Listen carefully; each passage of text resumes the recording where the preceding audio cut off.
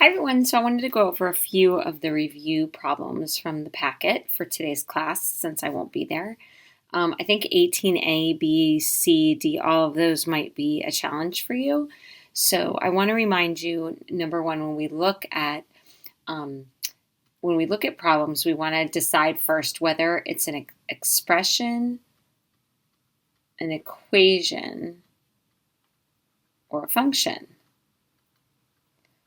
That kind of directs us on problems. So for example, this one's an equation because it has one variable. I know E looks like a variable. Remember, it's a number. We solve equations, right? We simplify expressions, we solve equations, we graph and interpret functions, right? So then I ask myself, what type of equation is it?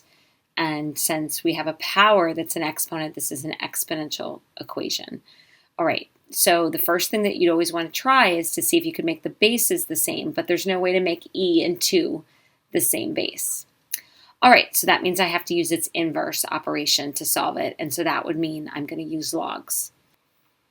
Okay, so we're going to take the log of both sides, but since we have an E in this, we're going to use the special log. We're not going to use the common log. We're going to use the natural log. So we're going to take the ln of both sides. Okay. All right. So then we have to use our log rules, how we expand and condense logs. So remember, if I gave you like log base x squared, that 2 can actually come to the front. All right. So we're going to do that. We're going to bring the 5x and then ln e equals x minus 3 ln 2. All right, now we have to use another property of natural logs, ln e. So remember, ln is just another way of writing log base e. So this is really log base e of e. And we know this means e to what power gives me e. So ln e, it will always equal the number 1. All right, so this is going to go away because 1 times 5x. So we have 5x equals x minus 3 times ln 2. This is being multiplied. All right, now there's 2 ways to do this. Really, the exact way to do it is to actually distribute your ln through to the x and to the negative 3, but I'm going to allow you to evaluate ln2 on your calculator. So if you evaluate ln2 on your calculator, I'd like us to use 4 decimal places. That becomes x minus 3 times 0.6931. So if you put in ln2, that's what you're going to get. Okay, so now I've got an equation that I know how to work with. I have to distribute the x into the 3, giving me 5x equals 0.6931x minus 2.0793.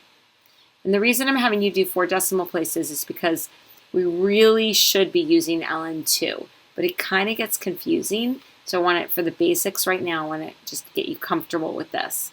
All right, so now I solve for x. So 0.6931x minus 0.6931x. And that's going to give me 4.3069x equals negative 2.0793. So then we divide by 4.3069. And we get x to be negative 0.4828. All right.